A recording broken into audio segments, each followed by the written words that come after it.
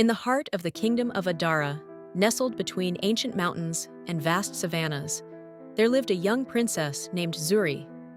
Adara was a land known for its beauty and tradition, where the elders' wisdom guided every aspect of life, from governance to marriage.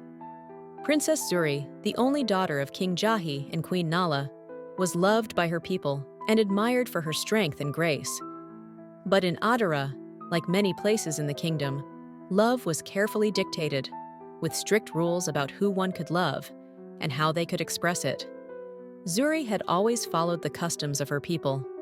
She wore the traditional garments, respected the rituals, and prepared for the day when her father would choose a suitor from one of the powerful noble families. But deep within her, she carried a secret she had never dared to share with anyone.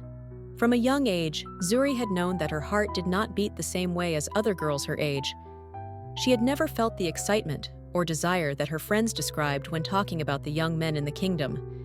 Instead, Zuri found her heart racing for someone very different, an old childhood friend, the daughter of a nearby chieftain named Amina.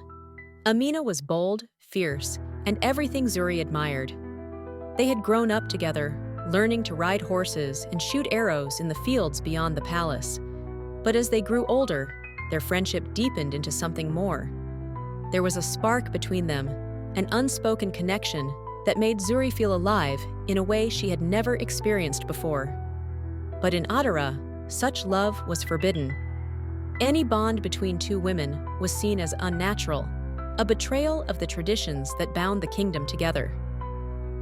One night, as a full moon hung in the sky, Zuri and Amina snuck away from the palace, as they had done many times before.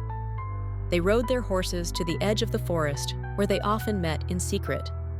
The air was cool, and the sounds of the night creatures surrounded them as they sat by a small fire, talking about their dreams and the future that seemed so uncertain. "I can't do it, Amina," Zuri whispered, her voice trembling. "I can't marry someone I don't love.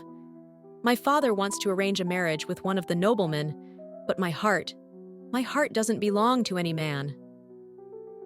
Amina looked at her with a mixture of pain and understanding. "Zuri, we both know that our love can never be," she said quietly. "The elders would never allow it. They believe that love like ours is a curse, something to be hidden away." Zuri's eyes filled with tears as she reached out to take Amina's hand. "I don't care what they think. I love you, Amina. I've loved you since we were children. I want to be with you, not some stranger." Amina squeezed Zuri's hand, her dark eyes full of sorrow. "I love you too, Zuri, but we are bound by the laws of our people. If anyone found out about us, it could bring shame to your family. Your father is a king, and you are his only daughter. You have a duty to uphold." Zuri pulled Amina closer, their foreheads touching as they sat together in the moonlight. For a moment, the world around them seemed to disappear, and there was only the warmth of their shared love. But the weight of their reality was ever present, pulling them back to the truth of their situation. As the days passed, the pressure on Zuri to choose a suitor grew. The king had begun to speak with the elders about a possible match, and soon, a grand celebration would be held in Zuri's honor, where she would be expected to meet and approve of her future husband. It felt like a noose tightening around her neck, suffocating her with each passing day. One evening, after a particularly tense discussion with her father, Zuri found herself standing alone on the palace balcony, staring out at the horizon. The wind brushed against her face, carrying with it the whispers of her ancestors. She knew she couldn't continue living a lie, pretending to be someone she wasn't. But how could she defy centuries of tradition? That night, Zuri made a decision. She couldn't marry a man she didn't love, but she also couldn't stay in Adara and risk bringing dishonor to her family and her kingdom. She had to leave.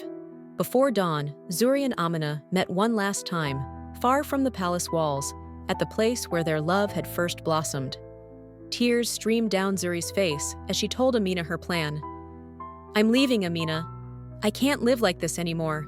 I can't pretend to be someone I'm not." Amina's heart shattered, but she understood. "I'll come with you," she said without hesitation. Together, they made their way to the far reaches of the kingdom, riding through the night under the cover of darkness. They knew they could never return, but they also knew that they were finally free to live as they had always dreamed, together, without fear or shame. Their love was forbidden in the eyes of Adara, but to Zuri and Amina, it was the most natural, beautiful thing in the world. And though they would forever carry the pain of leaving their homeland behind, they found solace in each other, knowing that love, even when forbidden, was worth fighting for. In the end, Zuri learned that love, true love, could not be contained by the boundaries of tradition. It was something wild and powerful, like the wind that carried them away to their new life, free and unbound. And though their love would remain a secret to the world, it would forever be etched in their hearts as the truest thing they had ever known.